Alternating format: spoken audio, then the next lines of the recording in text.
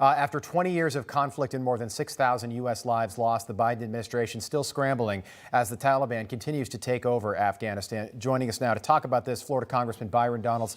Congressman, good morning. I don't know if you were just listening to the segment we just had on, but I've got a question for you about this takeover in Kabul. We built an embassy there, and this was something that we were proud of. The embassy was just completed, cost over $700 million.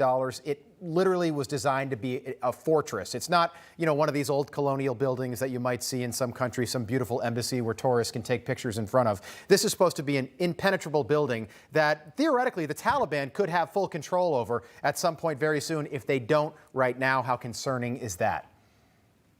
It is incredibly concerning. Look, even if you supported withdrawal from Afghanistan, that did not mean we would give them our embassy.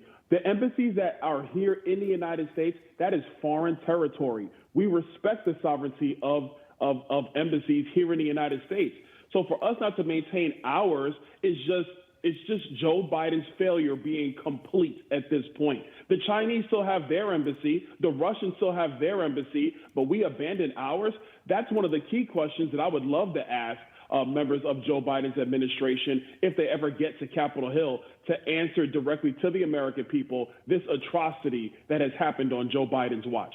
I know that you are calling for Joe Biden's resignation. Are you surprised that we haven't seen people like Mercedes Schlapp just brought up Jake Sullivan? He hasn't resigned. General Milley, people that have, we're talking about maybe the worst troop withdrawal that we've seen since World War II. People say Saigon, you can go back to 1975, but I think you can go back to World War II for something that's this cataclysmic. Well, look at what's happened around the world. It's clear whether it's Joe Biden or anybody else, they all need to go. This has been a complete and utter failure on the national stage. And I got to go back to the elections of last year. We were told by big media and the Democrat Party that Joe Biden had all the experience necessary to lead us and to improve our standing in the world, to bring our allies together. None of that has happened. Actually, the complete opposite has happened. It's an abject failure tied to the rest of the failures in this administration. I will also add, let's not forget, Joe Biden and his administration have violated the Constitution when they issued an eviction moratorium going against the ruling from the Supreme Court. That's a violation of separation of powers. They did it anyway. They did it on purpose. So the case is clear at this point.